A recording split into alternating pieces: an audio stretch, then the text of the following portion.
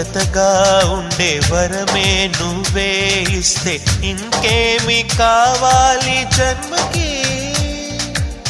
మచ్చలేని చంద్రుడిని మాట రాక చూస్తున్నా, వరస కాని బంధుని చొరవ చేసి అంటున్నా, ఇంకెప్పుడు ఒంటరినని అనరాదని, నీకు సొంతం అంటే నేనేనని.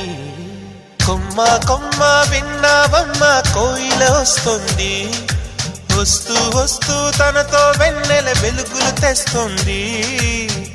ఏవమ్మ మరుమల్లి తోరణాలు కడతావా, చిలకమ్మ ఎదురేగి స్వాగతాలు చెబుతావా.